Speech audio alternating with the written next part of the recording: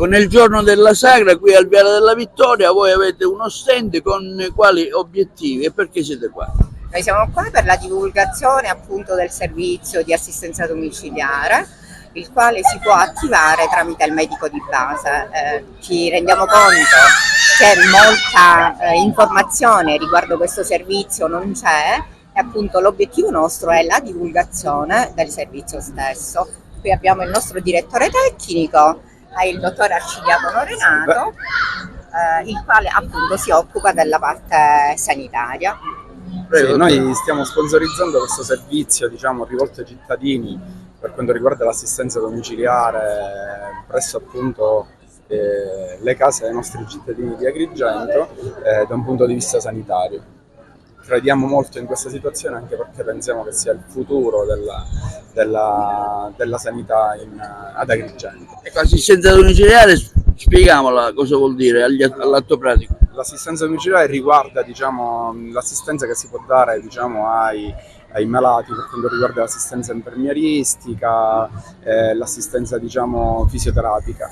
Quindi noi siamo in condizioni di poter assistere questi pazienti al domicilio e dare, diciamo, questi servizi alla popolazione. E con paziente cosa deve fare?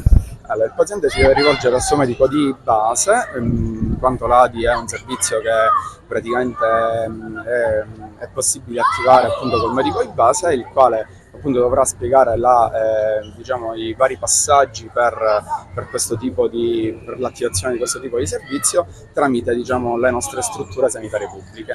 Quindi è un servizio assolutamente gratuito rivolto nei confronti dei pazienti della nostra città. Signora, che riscontro avete avuto stamattina qui durante la sagra?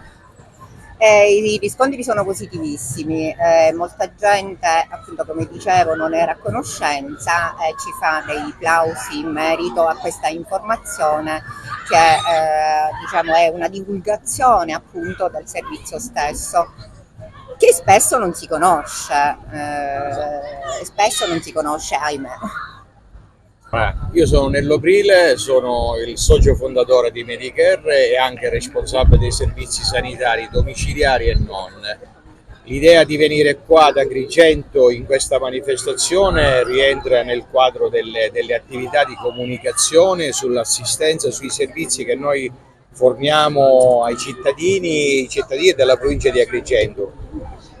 Da 35 anni facciamo questo lavoro in quasi tutta la Sicilia, siamo presenti a Messina, Siracusa, Ragusa, Agrigento e Trapani, sono le nostre province dove facciamo le attività domiciliari, il servizio ADI, e l'idea è quello che attraverso lo stand e attraverso questa manifestazione possiamo portare nelle case delle persone come dire, questo servizio e soprattutto l'utilità di questo servizio e come poterne usufruire i cittadini al modo migliore e in ogni caso gratuito.